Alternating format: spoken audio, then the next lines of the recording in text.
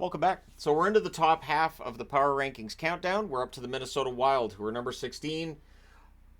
Something suitable about a Minnesota team being right in the middle of the pack. And again, we have this discussion when it comes to Minnesota-based franchises, the Twins, the Vikings, the Wild. It doesn't seem to matter too much.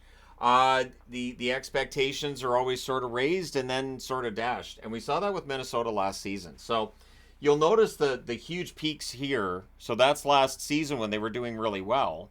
And I thought, hey, maybe Minnesota's finally going to go somewhere in the playoffs. If they win the division, well, then they didn't. They faded late.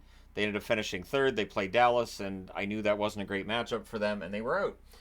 But for Minnesota, it has been a mixed bag. And this year, it's been a mixed bag as well. They fired their coach. They're a team that sits currently one game below 500 as I'm recording this. So their points percentage over the period of time from 2017-18 until now is 598, which is 12th overall. So their standing of 16th, not completely out of line with their actual standing in points from 2017-18 until now. And their current standings, or their current power ranking standing 26th, again based on the January 20th. So when you see this, it'll be past the January 27th one. But I didn't think doing 32 videos on Sunday made a lot of sense. I would have missed my flight on Monday. So Kaprizov, their leading scorer over this period in time. I'm kind of surprised and yet not. This is a team that needed a superstar, and Kaprizov's it. And before he got there, they haven't really had that superstar player. Gaborik, sure. Here's my Zach Parise jersey. It is a Parise jersey. I got it on sale because, of course, he gets bought out. But anyways, 244 games for Kaprizov, 132 goals, 146 assists, 278 points.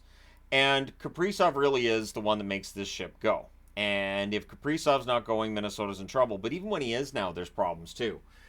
Their top goaltender in this time period, ranked by wins, Devin Dubnyk. 78, 59, and 15 record, 911 save percentage for Dubnyk. And Dubnyk, of course, an interesting character in that at the time that he arrives in Minnesota, we didn't know what to expect, and he became a pretty good starter. But the one thing too with Minnesota is they've never won a round in this channel's existence. They've had good runs in the regular season. This is a team that can go on nice long winning streaks in the regular season, as evidenced over here. They had the 16 or 17 game winning streak in here, and you see they just climb, and then there's the drop here. They go back up, but there's so many peaks and so many valleys with Minnesota. This year, there's been more of a valley than any kind of peaks. Can they be a playoff team? I think they can. I think they can get into the playoffs. I don't think they will. And that's the thing.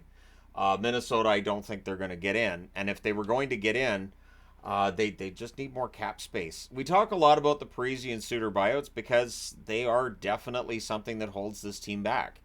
They're being asked to put together a team for $14 million less than every other team has to spend. I think it's 14 or 15 million. It's a lot of money. And so you are really hamstrung by those contracts. And so for the Minnesota Wild, they're going to have to figure out a way to navigate this going forward, because it doesn't feel like a rebuild is in the offing. It doesn't feel like a retool is in the offing. Although if they end up being too far out of the playoffs, maybe you move UFAs. The problem being they keep extending contracts. So it's one of those things that I understand why a GM does it. It's the devil you know. You're signing the player you know rather than letting them go and then you don't know what you're going to get in return. But sometimes there's that you need to take that risk. Bill Guerin has said that he still believes this team can make the playoffs.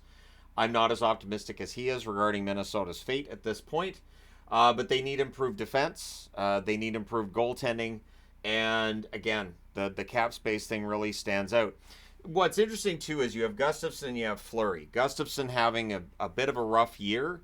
And sure, he may have had a career year prior to this. Marc-Andre Fleury winding down his career. This may very well be his final season. There's all kinds of discussions about whether or not he gets moved. And the defense, with Brodin back, I would expect their numbers to trend in the right direction, especially with Faber playing with Brodin. That seems to really work well. Faber just on a whole other level when he's playing with Brodin. And this is one of those things I've talked about previously, where it's really good for an offensive defenseman to give him a really good defensive stalwart as his defense partner, so he doesn't have to worry as much on the defensive side of things. He can get a little more creative, knowing that if something happens, Brodin's got his back. So I would hope they improve on their 26th in the power rankings over the coming weeks. I don't know that they necessarily will. They're winning enough games that they can still say they're mathematically in the hunt, but they're losing enough games that their chances of making the playoffs just continue to dwindle. And this is definitely a hockey market. I feel for this hockey market because they've had the Minnesota Wild now for over 20 years. And it doesn't feel like they're closer to the Stanley Cup now than they were in, say, 2003 when they had that run to the conference final, which is easy to remember because it's the only time they've ever reached the conference final. The interesting part being when they reached that conference final, I think that was only their fourth year. So it looked like they were trending in the right direction under Jacques Lemaire, and then it just didn't happen. They ended up falling off, and the Minnesota Wild have always been a team that can be good to pretty good, but the trick is becoming great, and that's the challenge going forward.